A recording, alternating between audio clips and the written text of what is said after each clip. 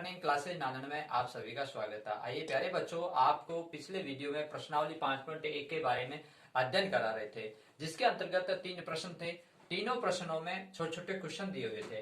पहले क्वेश्चन का आपने समझा था, उसमें छोटे छोटे क्वेश्चन भी समझे थे। दूसरा क्वेश्चन भी आपने समझा था, उसमें छोटे छोटे क्वेश्चन थे। अब इसका जो 5.1 का जो अंतिम प्रश्न है, प्रश्न नंबर 3, इसके अंदर भी छोटे छोटे क्वेश्चन है। देख लीजिएगा आप बोर्ड पर। यहाँ लिखा हुआ है, निम्नलिखित समानांतर श्रेणी की जांच कीजिए और इसका सार्व अंतर ज्ञात कीजिए तथा अगले 4 पद भी लिखिए। प्यारे बच्चों, पहला प्रश्न, तीसरे का पहला प्रश्न देखिए, यहाँ 2 है, कॉमा 5/2, कॉमा 3, कॉमा 7/2 और यहाँ डैश लिखा हुआ है। ठीक है, तो अपन प्रश्न को समझते हैं। प्रश्न कह रहा है कि सार्व अंतर ज्ञात करें। सार्व अंतर कब ज्ञात होगा? जब प्यारे बच्चों प्रथम पद होता है, द्वितीय पद होता है, द्वितीय पद में से प्रथम पद घटाते हैं, तब सार्व अंतर ज्ञात होता है। ठीक है, अब कह रहा है अगले 4 पद लिखिए। 4 पद आगे के 1 2 3 4 हैं, तो अगला 5वां 6वां 7वां 8वां 9वां 10वां यानी 4 पद और लिखने हैं। तो प्यारे बच्चों, और पद तभी लिख पाएंगे जब अपन इसका सार्वंत्र ज्ञात होगा या सार्वंत्र की जानकारी होगी, यानी इस श्रृंखला के अंदर कौन सा अंतर चल रहा है वह ज्ञात करें, तब अपन को अगला पद ज्ञात होगा। यस, आइए पहला प्रश्न किस तरह से है, ये पहला प्रश्न है। यहां प्रथम पद लिखा हुआ है 2। ठीक है प्यारे बच्चों, प्रथम पद लिख देता हूं यहां 2। ठीक है, और दूसरा जो पद है आपका वो क्या लिखा हुआ है, 5/2। ठीक है, तो आपके पास में जो फार्मूला है वो d बराबर A2 माइनस A1 ये है ना। तो A2 का मतलब दूसरा पद और A1 का मतलब प्रथम पद। अब आपके पास 5/2 और -2। ठीक है, तो इसके आप बाकी करोगे तभी ये सवाल होगा। तो मैं यहां कर रहा हूं, 2 लघुत्तम लिया, 2 का भाग 2 में दिया 1 को 5 से गुणा किया 5 और -1 का भाग 2 में दिया 2 बार गया, 2 को 2 से गुणा किया 4 और 5 में से 4 गए 1/2 आ गया। ठीक है प्यारे बच्चों, तो यहाँ 1/2 है वो क्या है, आपने जो डी निकाला है वो क्या है, सार्वंत्र है। क्या है प्यारे बच्चों, सार्वंत्र है। ठीक है, तो 1/2 जो सार्वंत्र आया है वो 1/2 आया है इस समानांतर श्रेणी का। अब अगला पद अपन निकालना चाहें तो निकल सकता है। कैसे? तो अगला पद देखिए 1 2 3 4 है, तो यहाँ A5 निकालेंगे। A5 निकालेंगे तो A4 में प्लस डी करेंगे। ठीक है, तो यहां देखिए A5 निकालना, A4 क्या है 7/2, डी का मतलब सार्वंत्र क्या आ गया 1/2। अब इसको अपन जोड़ करेंगे, तो मैंने कहा समान होते हैं तो ऊपर की संख्या जुड़ जाती है। तो ये 7 + 1 हो गया 8, 8/2 हो गया, तो इसका भाग जा रहा है बराबर 4 आ गया। तो यहाँ क्या आएगा, अगला पद 4 आ जाएगा। ठीक है, तो इस तरह से फिर अपन अगला पद और निकाल सकते हैं। जैसे मान लीजिए आपको अब A5 आ गया, A6 निकालना है, तो A6 निकालने के A5 प्लस डी हो जाएगा। तो यहाँ A5 क्या है आपका 4 और प्लस डी का मतलब सार्वंत्र 1/2। इसके नीचे 1 लगाया आपने, 2 एलसीएम लिया, 1 का भाग 2 में दिया, 4 दूनी 8 प्लस 2 का भाग 2 में दिया 1, ये 9/2 आ चुका है। 8 और 1 9, क्योंकि आप देख लीजिएगा 2 का भाग 2 में दिया, 1 बार गए 1 को 1 से गुणा किया 1, 8 और 1 9, 9/2। तो ये अगला पद क्या आ गया प्यारे बच्चों, 9/2। इसी तरह से आप आगे के पद ज्ञात कर सकते हैं। तो प्यारे बच्चों, जब अपन को भली भांति जानकारी है कि प्रथम पद ये है, दूसरा पद ये है और दूसरा पद में से प्रथम पद घटाया जाता है, तब अपने को सार्वंत्र ज्ञात होता है। और जब सारा अंतर ज्ञात हो गया, 1/2 प्राप्त हो गया, इस समानांतर श्रेणी की बात कर रहा हूं, 1/2 आ चुका है, तो अपन अगला पद भी ज्ञात कर सकते हैं। कैसे? कि अगली संख्या में जोड़कर, जैसे इस फार्मूले से आपने किया। ठीक है, यहाँ किया और भी आगे अपन ज्ञात कर सकते हैं। अब मैं दूसरा ये प्रश्न नंबर 2, यहाँ -1/2 -1/2 -1/2 -1/2 डॉट डॉट डॉट, यानी कि आपको इसका भी सार्वंत्र निकालना है। तो प्यारे बच्चों, सार्वंत्र का यहाँ लिखेंगे। पहले प्रथम पद क्या है इसका 1/2, वो भी माइनस में। दूसरा पद क्या है प्यारे बच्चों, इसका अगला पद जो है -1/2 ही है। यहाँ देख लीजिए प्रथम पद भी यही है, दूसरा पद भी यही है, तीसरा पद भी यही है, चौथा पद भी सेम नजर आ रहे हैं आपको। तो ऐसी कंडीशन में जब सार्वंत्र निकलता है तो डी बराबर क्या होगा कि दूसरा पद A2 माइनस A1। ठीक है, तो -1/2 और माइनस का ये चिन्ह है सूत्र का, और ये माइनस का प्रश्न का 1/2। मैंने ब्रैकेट इसलिए लगाया, बहुत ही महत्वपूर्ण बात है इसमें, क्योंकि प्रश्न का -1/2 है और -1/2 प्रथम पद का भी है और द्वितीय पद का भी है। यहाँ देखिए प्रथम पद का -1/2 है, दूसरा पद का भी -1/2। आपने सूत्र लिखा डी का मतलब सार्वंत्र बराबर a2 - a1, यानी दूसरा पद में से पहला पद घटाया तो आपने दूसरा पद लिखा -1/2, सूत्र का माइनस लगाया और प्रश्न का -1/2 भी, इसलिए ब्रैकेट आया। अब प्यारे बच्चों इसमें महत्वपूर्ण बात यही है समझने की कि यहाँ देखिए -1/2, अब इस ब्रैकेट को खोलना है, बहुत ही महत्वपूर्ण बात है। इस ब्रैकेट को आप खोलोगे माइनस गुणा माइनस हो जाएगा और यहाँ हो जाएगा प्लस और 1/2। अब इसको जब आप हल करेंगे तो यहाँ देखिए मैं हल करके भी बता देता हूँ कि यहाँ 2 का, मैंने कहा जब हल समान होते हैं तो या ऊपर की संख्या जुड़ती है या घटती है। तो यहाँ देखिए 2 का भाग दिया एक बार, 1 को 1 से गुणा किया, 1 ये माइनस का, ये प्लस का चिन्ह है यहाँ, और 2 का भाग 2 में दिया एक बार, 1 को 1 से गुणा किया। अब -1 है, ये +1 है, तो -1 में से +1 गया तो 0/2। अपन प्यारे बच्चों जब किसी संख्या का शून्य में भाग देते हैं तो शून्य ही प्राप्त होता है, तो यहाँ क्या आ गया शून्य, और ये जो आपका डी आया है वो सार्वंत्र आया है। ठीक है, तो अपन को अब ज्ञात हो चुका है कि इसका सार्वंत्र क्या है, शून्य है। क्या है प्यारे बच्चों, इसका शून्य। अब जो शून्य है तो अपन अगला पद भी ज्ञात कर सकते हैं। अब अगला पद कैसे ज्ञात करें, जैसे 1 2 3 4 है तो मैं पांचवा पद ज्ञात करूंगा, तो पांचवा पद में a4 में प्लस डी जोड़ूंगा, तो यहाँ a4 क्या है -1/2 और प्लस सूत्र का है, और डी सार्वंत्र क्या है 0, तो मैं इसको इसमें जोड़ूंगा। देखिए मैं आपको बता देता हूं, यहाँ एलसीएम लिया 2, ठीक है, 2 का भाग 2 में दिया 1, 1 को 1 से गुणा किया -1, ठीक है, +1, 1 का भाग 2 में दिया 2, 2 को 0 से गुणा किया 0 आया। ये बहुत महत्वपूर्ण बात थी, 1 का भाग 2 में दिया 2 आया, 2 को 0 से गुणा किया 0। अब -1 है और +0 है, इसको इसमें जोड़ूंगा तो -1 आ जाएगा और नीचे 2 है तो -1/2, तो अगला पद भी -1/2 प्राप्त हुआ। तो प्यारे बच्चों अब आप पहचान गए होंगे किसी भी संख्या में शून्य जोड़ते हैं तो वही संख्या आती है। यहाँ देखिए आपने सीखा कि यहाँ सार्वंत्र शून्य है, शून्य को आपने अगले पद में जोड़ा और अगला पद आपके पास -1/2, वही संख्या प्राप्त होती है। तो यहाँ पे भी वही संख्या प्राप्त हुई, पांचवी, छठी भी वही, सातवीं वही, आठवीं वही। ठीक है प्यारे बच्चों, अपन को जब सार्वंत्र ज्ञात हो जाता है तो अपन अगला पद ज्ञात कर सकते हैं। अगला तीसरा प्रश्न देखिए, या a की पावर 2, a की पावर 3, a की पावर 4, a की पावर 5, a की पावर 6, इस तरह से आपके दिमाग में प्रश्न चलते हैं। क्या ये समानांतर श्रेणी है? क्या ये इसका सार्वंत्र निकल सकता है? यस। अब देखते हैं आपके सामने दोनों ही बात आपके दिमाग में चल रही है और मैं सिद्ध करके आप बता रहा हूं। देखिए प्यारे बच्चों, अपने पास जो सूत्र है वो डी का मतलब सार्वंत्र, तो इसका सूत्र क्या है a2 - a1, यानी कि द्वितीय पद माइनस प्रथम पद। अब यहाँ आप सारणी का जो प्रथम पद है वो क्या है प्यारे बच्चों, a, और दूसरा जो पद है इसका सारणी का वो क्या है, a की पावर 2।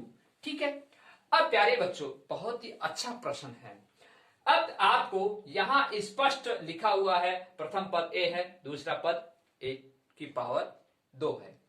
अब आपको इस सूत्र से हल करना है, बहुत ही महत्वपूर्ण चीज है, इसमें सीखने की बात है। मैं इसको इसमें हल कर रहा हूं, यहां पर मॉडिफाइड कर देता हूं, ये बड़ा a है और ये भी बड़ा a है, ठीक है, और ये प्रश्न के छोटे a है। ठीक है, तो बड़ा a में आप दूसरा पद और ये प्रथम पद। ठीक है, अब प्यारे बच्चों यहां मैंने दूसरा पद लिखा a², ठीक है, और माइनस ये सूत्र का है और a प्रथम a पद है, प्रथम पद कौन सा a है, तो आपने छोटा, तो ठीक है, इस सूत्र में आपने फॉर्मेट किया और अब अपन को क्या निकालना है, d, यानी सार्वंत्र। कैसे निकलेगा? अब प्यारे बच्चों आप भली भांति जानते हैं a² है या a, तो मैं यहाँ कॉमन ले सकता हूँ, a कॉमन ले लिया तो यहाँ क्या आ गया, a आ गया ना, क्योंकि a² है तो एक बाहर आ गया और -1 का भाग a में दिया तो एक बार, और ये इसका आंसर आया है, तो इसका डी ये आ रहा है। ठीक है, अब मैं आगे और चेक करता हूं, क्या आगे भी यही डी आता है? कहने का तात्पर्य यही सार्वंत्र आता है। बहुत ही महत्वपूर्ण बात है प्यारे बच्चों, ऐसे सवाल कंपटीशन में पूछे जाते हैं और वहां ज्यादातर बच्चे गलत करके आते हैं। आपके लिए जानकारी के लिए मैं यहां बता रहा हूं, अब ध्यान दीजिए। यहां देखिए तीसरा पद क्या लिखा हुआ है, a की पावर 3। ठीक है, तो रूल तो वही है ना, तो यहां मैं डी इसका भी इसमें भी डिफरेंट देख लेता हूं, इसमें भी डिफरेंट देख लेता हूं, इसमें तो देख ही लिया, अब इसमें देख लेता हूं। देखिए तीसरा पद वही बात है, डी बराबर a3 माइनस सॉरी यहां a3 माइनस इसको 2। अब देखिए प्यारे बच्चों, यहां आपने, मैंने कहा इसको मॉडिफाइड कर देता हूं, तो क्या है कि ये छोटे हैं और अपना जो सूत्र है वो सूत्र मैं लगा देता हूं इसको, ठीक है। अब देखिए यहाँ a3 है और यहाँ a², यहाँ नीचे की बात कर रहा हूं मैं, यहाँ a के 3 है, या तीसरा पद है, ऐसे पढ़े अपन, a तीसरा पद है और माइनस a दूसरा पद है, यानी तीसरा पद में से दूसरा पद घटा रहा हूं, तो क्या इसका भी वही सार्वंत्र है? क्या वही अंतर है जो यहां है, जो यहां है वो यहां है? सार्वंत्र का मतलब यही होता है कि यहां भी अंतर उतना ही होना चाहिए, यहां भी अंतर उतना ही होना चाहिए, यहां भी अंतर उतना ही होना चाहिए, और मैं आपके सामने यहां बता रहा हूं। यहां देखिए तीसरा पद आपने लिखा a की पावर q है, ठीक है प्यारे बच्चों, और यहां दूसरा पद क्या है? a की पावर स्क्वायर है। अब प्यारे बच्चों इस प्रश्न को आप हल करोगे, गणित की जो मैंने आपको जो मूलभूत अवधारणाएं, जो सिद्धांत हैं, उसके अकॉर्डिंग। अब देखिए यहां पर इसका मैं लघुत्तम लूंगा, तो इसमें से इसमें से कॉमन लूंगा, तो यहाँ a की पावर q है, यहाँ a की पावर स्क्वायर है, तो क्या मैं स्क्वायर ले सकता हूं? बिल्कुल, a की पावर स्क्वायर में लिया, और यहां देखिए तो यहाँ a क्यू था, a स्क्वायर ले लिया तो a बच गया ना। अब माइनस a स्क्वायर का स्क्वायर भाग गया तो 1 आ गया। तो प्यारे बच्चों आपने यहाँ क्या देखा? पहला पद और दूसरा पद में से पहला पद घटाया तो ये आया। अब आपने तीसरा पद में से दूसरा पद घटाया तो ये आया, ठीक है। तो अब आपको भिन्न भिन्न सार्वंत्र आ रहे हैं, तो यह समानांतर श्रेणी नहीं है, तो यह समानांतर श्रेणी नहीं है। यहां लिख दोगे आप, यह समानांतर श्रेणी नहीं है, ठीक है प्यारे बच्चों, ये लिखना पड़ेगा, यह समानांतर श्रेणी नहीं है, नहीं है। देख लीजिए आपके सामने सिद्ध करके। प्यारे बच्चों जल्दबाजी में क्या होता है, यहाँ a की पावर 1 थी, यहाँ a की पावर 2, यहाँ a की पावर 3, यहाँ a की पावर 4, यहाँ a की पावर 5 और यहाँ की पावर 6 लिख के आ जाते हैं बच्चे कंपटीशन में, और ये समानांतर श्रेणी है और इसका सार्वंत्र यह है, ठीक है। तो प्यारे बच्चों आपने इस सूत्र के माध्यम से इसको सिद्ध करके देखा। मेरा कहने का तात्पर्य यह है कि सार्वंत्र का मतलब होता है कि प्रत्येक पदों में समान अंतर आना चाहिए, ठीक है। पहला पद में दूसरा पद में है, वही तीसरा पद में है, वही चौथा पद में। क्या आपको ऐसा लगा? देख लीजिए, नहीं है। यहां a कोष्टक a-1 है, यहां a स्क्वायर कोष्टक a-1 है, ठीक है। कितनी अच्छी जानकारी आपको हासिल हुई, और मैं आपसे उम्मीद करता हूं ऐसी आप गलती नहीं करेंगे जो आपको कंपटीशन में इस तरह के जो सवाल पूछे जाते हैं, और आपके बोर्ड एग्जाम 2021 में भी शायद ये सवाल मिल जाए, तो आपको इस विधि से हल करें तो और ही अच्छा रहेगा। अब अगला चौथा प्रश्न आया है, √3, √6, √9, √12, √15 ऐसे आप पढ़ते हैं, ठीक है। या √3 है, या √6 है, या √9 है, या √12 है, या √15 है, √18 है ना, आपको इस तरह के दिमाग में चलता रहता है, ठीक है। लेकिन प्यारे बच्चों गणित के नियम और सूत्रों के आधार पर जब इस तरह के प्रश्न को हल किया जाता है, तो अब आप आसानी से समझ सकते हैं कि इन प्रश्नों का उत्तर क्या होगा और अगला पद क्या होगा, क्या ये समानांतर श्रेणी है। अभी इसकी जांच करते हैं। प्यारे बच्चों अभी आप पढ़ रहे थे कि प्रथम पद और दूसरा पद, यहाँ प्रथम पद ये रहा √3 और दूसरा पद √6, और आपको d बराबर दूसरा पद में से माइनस प्रथम पद घटाना है। तो आपने दूसरा पद लिखा √6 और पहला पद लिखा √3, ठीक है। अब प्यारे बच्चों √6 में से √3 कब घटेगा? जब या तो इसकी वैल्यू निकालें, ठीक है, और या फिर इसका टुकड़ा करें। तो मैंने प्यारे बच्चों इसको टुकड़ा कर दिया, तो 3 गुना 2, 3 दूनी 6 होते हैं, और रूट लगा दिया ऊपर, और यहाँ माइनस का चिन्ह और ये √3। अब प्यारे बच्चों √3 है और √3 इधर है, तो √3 में √3 एक कॉमन आ गया, बच के आ गया √2, तो √2, √3 का √3 में भाग दिया एक बार, तो ठीक है प्यारे बच्चों ये सार्वंतर निकल रहा है, ठीक है। दूसरा पद में से पहला पद घटाया। अब प्यारे बच्चों अगला पद आपका √9 है, तीसरा पद, तो इसको भी चेक कर लेते हैं क्या ये सही है, समानांतर श्रेणी का पता लग जाएगा ना। तो यहां देखिए a3 माइनस a2 यानी d बराबर आ जाएगा आपके, ठीक है। तो ज्ञात करते हैं, a3 तीसरा पद क्या है √9 है, और यहाँ दूसरा पद क्या है प्यारे बच्चों √6 है, ठीक है। अब देखिए मैं टुकड़ा करके देखता हूं, यहां तो हो गया, आप अच्छी तरह जानते हैं इसका रूट का मतलब वर्गमूल, यानी 9 का वर्गमूल निकालना है, तो 9 का जो वर्गमूल है वो 3 होता है ना, तो इसका तो 3 आ चुका है, और इसका अपन टुकड़ा कर लेते हैं, तो 3 गुणा 2 और ये रूट ऊपर, ठीक है। क्योंकि इसका वर्गमूल नहीं आ रहा है तो इसका अपन टुकड़ा कर लेते हैं। अब प्यारे बच्चों, आपको हमने 9th क्लास में बताया था कि यहां किस तरह से करते हैं। देखिए प्यारे बच्चों, मैं इसमें कॉमन ले लेता हूं, यहाँ √3, बहुत अच्छी बात है इसमें। √3 यहाँ कॉमन ले लेता हूं, यहाँ पे √3 हो जाएगा। क्यों हो जाएगा? क्योंकि आप √3 को √3 से गुणा करोगे तो 3 आ जाएगा, वो की वो बात आ गई ना। ठीक है, तो √3 मैंने कॉमन ले लिया, तो कॉमन लेते इसके ऊपर √3 और माइनस, और √3 से √3 कट गया और अंदर बच गया √2। तो प्यारे बच्चों, आपने क्या देखा कि दूसरा पद में से प्रथम पद घटाया तब तो ये चीज प्राप्त हुई, और तीसरा पद में से दूसरा पद घटाया जब ये चीज प्राप्त हुई। क्या आपको लगता है ये सार्वंत्र भिन्न भिन्न नहीं है? यस, तो भिन्न भिन्न है तो यह समानांतर श्रेणी नहीं है, तो यह समानांतर श्रेणी नहीं है। ठीक है, समानांतर श्रेणी नहीं है, ऐसा लिखना पड़ेगा। यह भी समानांतर श्रेणी नहीं है। लेकिन आपको क्या लग रहा था कि लगभग लगभग यह है, लेकिन जब आपने हकीकत इसको गणित के नियम और सिद्धांतों के आधार पर इसको जब हल किया और आपने जब इसका आंसर क्या पाया कि इसके सार्वंत्र भिन्न भिन्न है, तो यह समानांतर श्रेणी नहीं है। ठीक है, अब देखिए प्रश्न नंबर 5, बहुत ही अच्छे ढंग से अपन को समझना है। ये पॉइंट वाले, दशमलव वाले जो सवाल हैं, बहुत से बच्चों को जोड़, बाकी, गुणा, भाग, ये दशमलव वाले जो है, गुणा, भाग, जोड़ करना, ये आना चाहिए। बेसिक एकदम बिल्कुल क्लियर आनी चाहिए। अब आज उस बेसिक की नॉलेज, उसका जो स्तर है और उसको जो अपन ने 6ठी 7वीं 8वीं में पढ़ते थे, वो आज यहाँ काम आएगा। अभी देखते हैं प्यारे बच्चों, आपके सामने यहाँ 0.2 है, फिर आगे 0.22 है, फिर कॉमा है 0.222, 3 बार। यहाँ 1 बार था, यहाँ 2 बार था, यहाँ 3 बार। अब आपको यह चेक करना है क्या यह सार्वंत्र आता है? सार्वंत्र आता है तो समानांतर श्रेणी है तो इसके अगले 4 पद ज्ञात कीजिए। समानांतर श्रेणी में सार्वंत्र ज्ञात होगा तभी अपन अगले 4 पद ज्ञात कर सकते हैं। प्यारे बच्चों, अब देखते हैं। यहां आपने लिखा प्रथम पद 0.2, ये लिखा। दूसरा पद 0.22, ये लिखा। 0.22, ये दशमलव का चिन्ह है।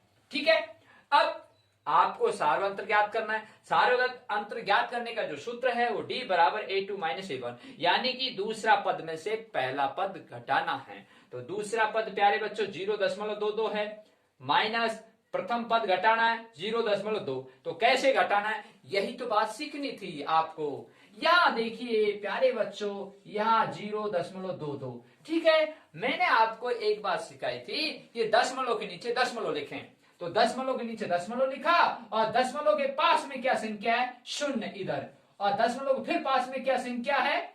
2। ठीक है, यहां देख लीजिए, दशमलव के पास में फिर 0, दशमलव के पास में फिर 2 है। ठीक है, यहां नहीं आएगा, ये बहुत इंपॉर्टेंट बात है। दशमलव के नीचे दशमलव लिखा और दशमलव से आगे संख्या क्या है? 0, आगे लिख दो। दशमलव के फिर पास में क्या है? वो पास में लिखो, दूर मत लिखो, तो पास में लिखो, यानी ऊपर की संख्या के नीचे। और अब देखिए, अब बहुत से बच्चे पूछते हैं कि सर यहाँ क्या आएगा? यहाँ दशमलव के बाद में 2 के बाद में 0 आता है, और जब दशमलव लग जाता है, संख्या के पीछे 0 होती है, तो उन शून्यों का कोई मतलब नहीं होता है। तो आप यहाँ 0 लगा सकते हैं। तो प्यारे बच्चों, आपने यहाँ 0 लगाया और ये बाकी किया 2, और यहाँ 2 में से 2 गया 0, और ये दशमलव और ये 0। क्यों? क्या आपको 0.02 प्राप्त हुआ कि नहीं हुआ? तो इस तरह से अपन ऐसे सवालों को हल कर सकते हैं। अब प्यारे बच्चों, प्रश्न ये है, क्या यह समानांतर श्रेणी है? तो समानांतर श्रेणी है तो अपन अगला पद के सार्वंत्र ज्ञात करते हैं। अब अगला पद के सार्वंत्र भी 0.02 आता है, तो समानांतर श्रेणी में तो नहीं। आप देखिए, यहां आपने लिखा D बराबर A3 - A2, यानी तीसरा पद ये लिख रखा कि 0.222 माइनस और 0.22। ठीक है, अब प्यारे बच्चों इसकी बाकी करके देखते हैं। मैं आपको फिर से समझा रहा हूं, या 0.22 लिखा और या दशमलव के नीचे दशमलव लिखा, दशमलव से पहले शून्य है, दशमलव के बाद में फिर 2 है और फिर 2 है, फिर कुछ नहीं है। देख लीजिएगा, ये दूसरा पद था, इसमें 2 ही 2 बार आए हैं, तो आपने भी 2 ही 2 बार लिखा और आगे शून्य आएगा। अब प्यारे बच्चों यहाँ 2 लिखा, फिर 2 में से 2 शून्य आया, 2 में से 2 गया शून्य आया, फिर प्यारे बच्चों यहाँ दशमलव के नीचे दशमलव आएगा और शून्य से शून्य आएगा। और प्यारे बच्चों अब आप इसका जो सार्वंत्र क्या प्राप्त हुआ, 0.00 और 2। ये दशमलव, ये देखिए दशमलव के बाद में कितनी संख्या है, यहाँ 3, या दशमलव के बाद में कितनी संख्या 2।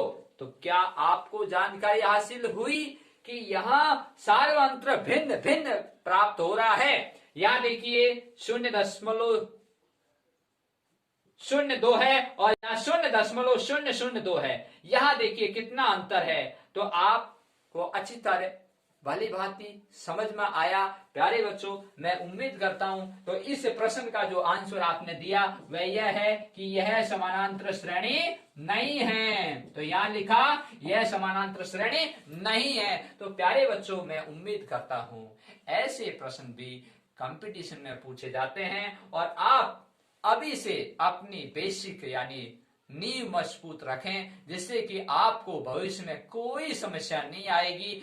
सभी बच्चों को धन्यवाद।